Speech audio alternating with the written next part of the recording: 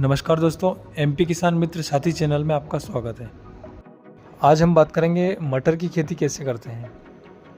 इसके लिए हमको बहुत ही अच्छे बीज की आवश्यकता होती है, हाइब्रिड बीज की आवश्यकता होती है। इसी के साथ अच्छा क्वालिटी का खाद और अच्छी क्वालिटी की दवाई स्प्रे करने से भी पैदावारी पर इफेक्ट आता है।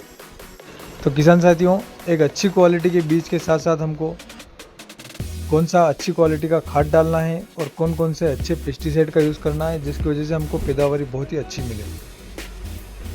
तो हम शुरुआत करते हैं। इस वैरायटी को लगाने का सही समय क्या है और हमें कौन कौन से खाद की आवश्यकता होती है, कौन कौन से पेस्टिसाइड की आवश्यकता होती है, जिसकी वजह से इसकी पैदावारी बहुत ही अच्छी निकले और मंडी में भाव बहुत ही अच्छा मिले। तो किसान साथियों, बहुत ही कम समय में आपको पूरी जानकारी देंगे।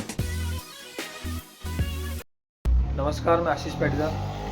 आज मैं आपको ऐसी वैरायटी के बारे में बताऊंगा जिसमें बीमारियों से लड़ने की क्षमता ज़्यादा रहती है और पैदावारी अच्छी मिलती है। अगर रोगों से लड़ने की क्षमता अच्छी रहेगी तो उसमें मच्छर का प्रकोप कम लगेगा, इसके अलावा इल्ली कम लगेगी और फंगस कम लगेगी।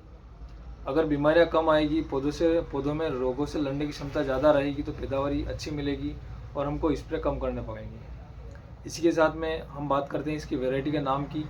तो एडवांटा कंपनी का GS10 नाम से मार्केट में आता है और इसकी प्राइस है लगभग 270 से 300 के लगभग 1 किलो का बीज अवेलेबल होता है। तो इसी के साथ में बात करते हैं इसके कितने बीज की आवश्यकता होती है, हमें 1 बीघे में कितना बीज लगाना चाहिए।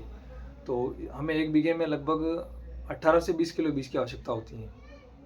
इसी के साथ में हम बात करते हैं इसकी बुआई से पहले हमें क्या क्या खाद डालना चाहिए जिससे पैदावारी अच्छी मिले और मटर में बीमारी कम आए और लगातार पौधा अच्छी तरीके से ग्रोथ करे।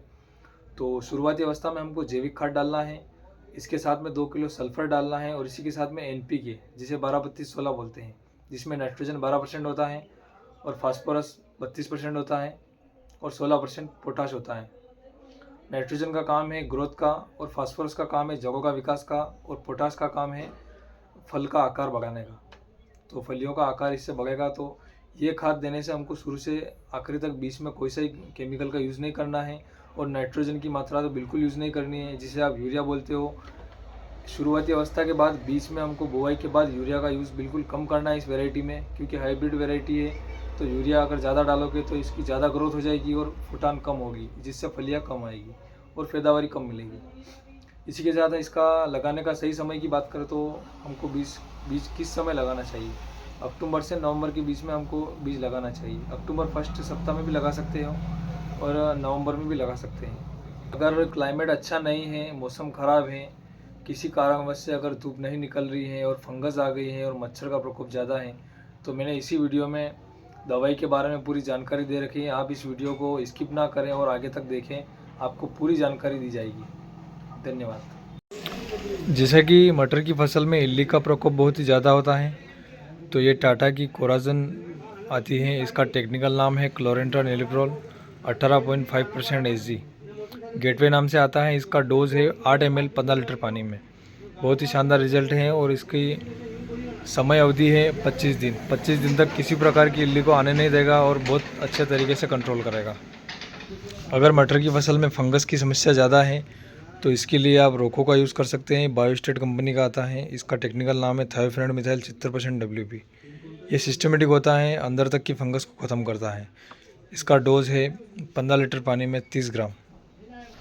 इसी के साथ अगर फूल की संख्या बढ़ानी है और फूलों को मजबूत रखना है और दाने की क्वालिटी अच्छी रखनी है तो इसके लिए डिलाइट जाइम का यूज़ करें। यह इंजन कंपनी का आता है, नैनोजाइम।